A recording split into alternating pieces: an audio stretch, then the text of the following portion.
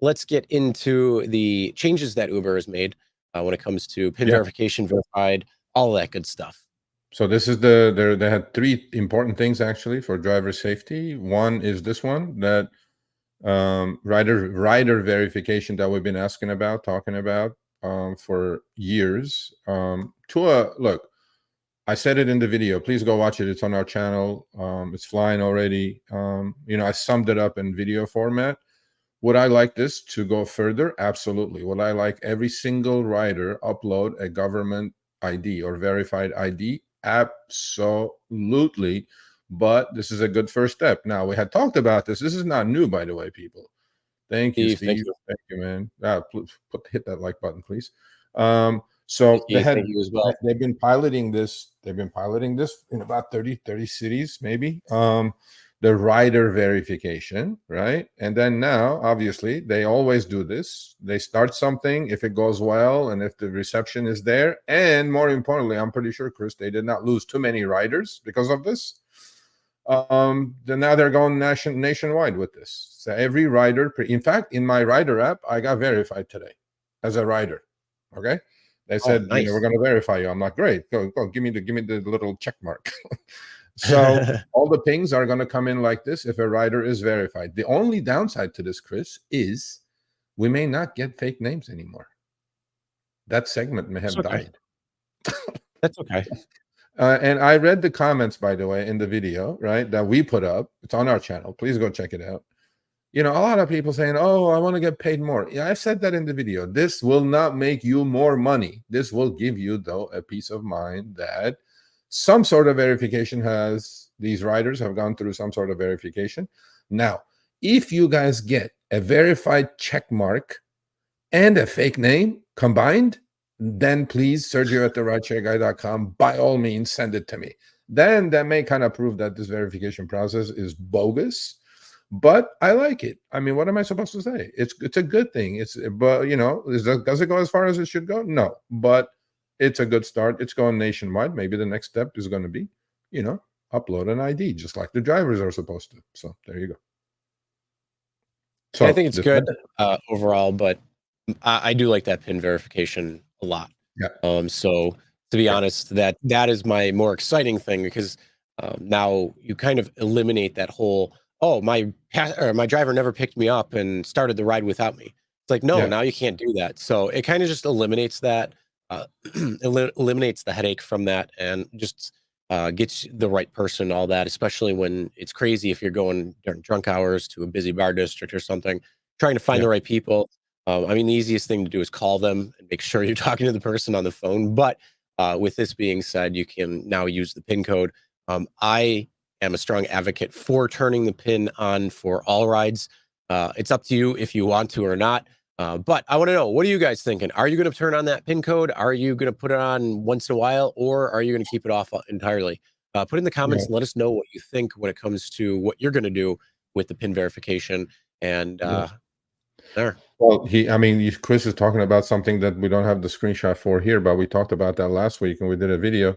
Now just like the rider has, now you have a choice to request or have Uber send a PIN code to a rider before they get in your car. So they have to give you that 4-digit code, number one. That's number two. Number three, the in-app recording, single-party consent state or two-party consent state, which California is.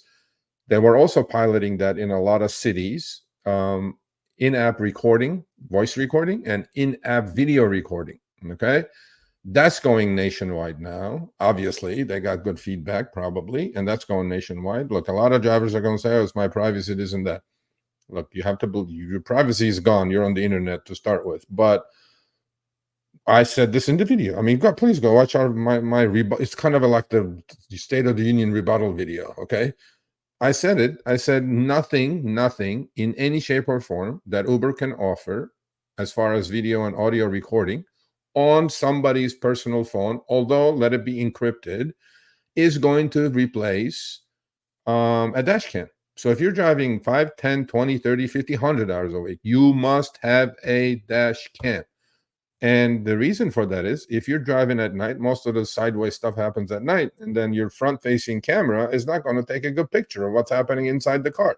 Yes, you push the button, you start recording, and then the rider is going to get notified saying, okay, you're being recorded. And then if things were going sideways, they're going to go sideways faster. So to me, forget all this stuff. Just get a dash cam. I had display ride for the last 18 months. I love it. By the way, I confirmed with Uber that whatever you're recording on your phone is encrypted, but it goes on your phone's hard disk. It doesn't go to the cloud.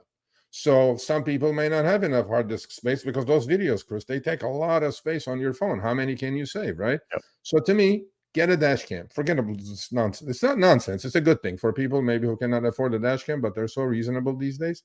Please go get a dash cam.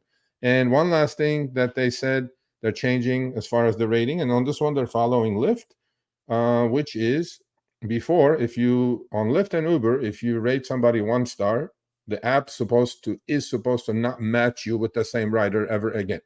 Okay, fine. But Lyft also had something good that was going on for I don't know how long. If you rated them 3 stars or 2 stars, Lyft would pop up a screen with prompt saying that what went wrong, like an excuse. So this is what Uber is doing now. If you rate somebody 3 stars, so the choices you have is late for pickup. I like that one. When they make you wait 10 minutes, there you go, 3 star and late for pickup. Uber is listening a little bit there. A little bit listening, yeah. So anyway, so now at 3 and 2 stars, this screen is going to pop up so you can have a choice of why you're complaining about the rider. Another thing about the rating thing is, just like Uber keeps track of drivers as far as safety or algorithms or complaints from riders, right? Now Uber's algorithms are going to start checking and looking into rider patterns. Like, there are jackasses out there that just want to get their $8 back, and then they'll go tell the system, oh, this driver was racist and he was unsafe and whatever. What happens? The driver gets deactivated. Well, now Uber will look at those patterns. If a rider has a pattern of complaining constantly about their driver, although he may have done nothing wrong, in most cases they don't do anything wrong, now the rider is going to get in-app messages saying, hey man, cool it off, because this is a fantastic driver. You have a pattern of complaining about drivers and we're giving you credit. Just chill out. It's not going to happen. This applies also for food deliveries. So these are decent things. I mean, you can't say horrible things about these things. Again, this is going to make you more money? No. And last but not least, this they threw in, but they don't have the details. I have spoken to Uber last week and they said, please don't do anything on this yet. I'm surprised that they showed it actually on the live stream. They're going more transparent on the earnings front with a breakdown of your weekly earnings, what the rider is paying, where the actual money is going, government, third-party fees, this and that. They told me that they said, don't do an article, don't do a video on this. We're going to give you a lot more details on we're about to launch this. This is being tested, but everything else that I talked about is nationwide launch as of tomorrow. And please chime in the comments. Go watch the video. I call it the way I see it. These are good things. Does it go far enough? Probably not, as far as I'm concerned. But there are some good things in here. And that's what I like about the one screenshot about rating your passenger. If you see, how was your rider, Greg? You could select what you want down below. But if you look down at the bottom, it says block rider, select or deselect. I like that. So you have the option if you want to block that rider from being paired with you again. So that might be a very good feature for a lot of drivers when it comes down to it. Because how many times have we said, why can't Uber do something like that, where we can just block the passenger from being even able to request us and pair with us? Lyft does it. Why can't Uber do it? So it's good to see that the big dog has actually found the little dog a little bit. So the big tree's got to actually. Chris, that's a good catch. I forgot to talk about that. On 3, if you rate a rider 3 stars or below, on 1 star, it's automatically you will not be matched, almost like a block. But on a 3 star or below, you have the choice to block, because when you click 3 stars, that toggle switch is going to show up. So you have a choice of blocking it, even on a 3 star. Look, these are good things.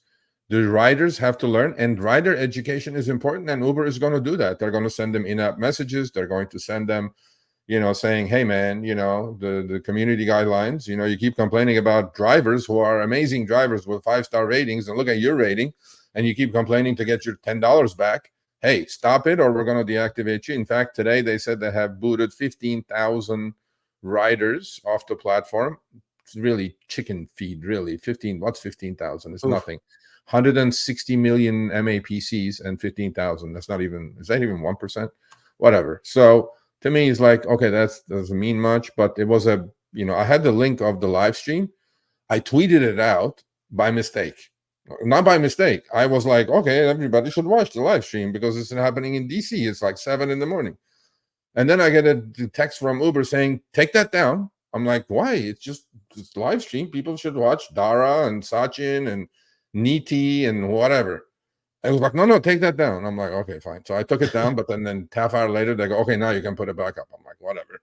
So I put it back up. So on my Twitter, Sergio Avid, you can go check it out, the live stream. And so last year, Chris, they had this in LA, and I was there. That's when I met DK and all the executives. This year, nothing. They just said, hey, do an article or do a video. I'm like, why didn't you guys fly me to DC? Hey, they should Uber, have flown me to where was DC. my Or invite? you're closer. I'm East Coast. Come on. You're closer. See, Uber? See that? What the heck? All right. You keep treating us like yesterday's newspaper. Yeah. Of course. He was there. And so you guys keep treating us like yesterday's newspaper. There's a lot more coming. See that video with 4 million views? Huh? Mm-hmm. Yeah. I'm a pest in your ass, Uber. There you go. Fabian, thanks for the super chat. Yeah, 2-minute wait at night. No third-party rides. Must share your location. Make it a lot safer. Yeah, and the other thing too, the third-party rides, that kind of would go away a little bit unless they had the PIN code too. But they have to have the PIN code in order to be able to get that. So I turned mine on.